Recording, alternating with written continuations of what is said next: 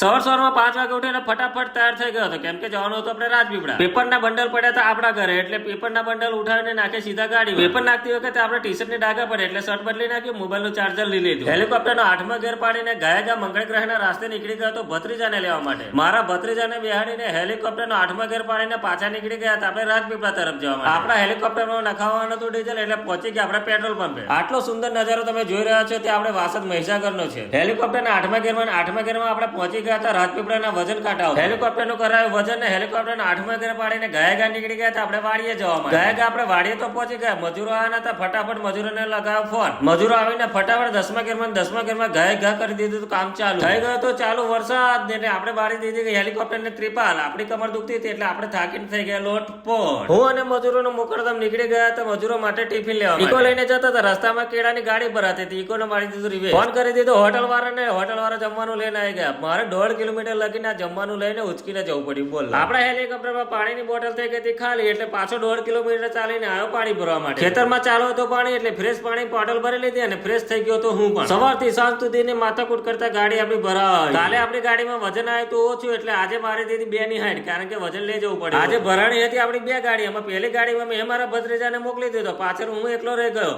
એકલો રહ્યો એટલે ત્રિપાલે મારે મારવાની, રસ્સો પણ મારે મારવાનો. રસ્સો અને ત્રિપાલ મારીને હું બરાબર નો થાકી ગયો હતો, કારણ કે હતો એકલો. હેલિકોપ્ટરનો 8મા ગેર પાડીને ગાયગા નીકળી ગયો હતો ગાડીનું વજન કરાવવા માટે. હેલિકોપ્ટરનું વજન કરાવીને ગાયગા 8મા ગેરમાં પહોંચી ગયા હતા આપણે કપૂરા ચોકડી. અડધો કલાક તો કપૂરા ચોકડી હલવાય. બોલો, દુકાને જઈને ગાડી લગાવી દીધી. આ છે વિશાલ ને વિશાલ ની જોડે છે આ છે ચિરાગ લાયા હતા સોડા ને મેં પીધી સોડા. પછી મેં અને મારા ભત્રીજાએ સરસ મજાની દાબેલી ખાઈ લીધી. મારી ભત્રીજાને જે ગાડી જોડે મોકલ્યો તો ગાડી ખાલી થઈ ગઈ. મારો ભત્રીજો આવી ગયો મારી જોડે. આ બંને ચિરાગ ને વિશાલે ના કહેવા છતાં અમને ડાલું ખોલ નાખ્યું છે. નીચે કરે બપ્પાયા હતા. એમ તો 4 જ ધુરંધરો, પણ એટલા હેવી હતા ને તો ફટાફટ કલાકની અંદર તો ગાડી ખાલી કરી દીધી. બોલો, હેલિકોપ્ટરનો 8મા ગેર પાડીને હું અને મારો ભત્રીજો નીકળી ગયા હતા ઘરે જવા માટે. રાતના વાગી ગયા હતા 11 પહોંચી ગયા તો ફાઇનલી ઘરે. નહીં તો ફ્રેશ થઈને સુઈ ગયો. જય માતાજી.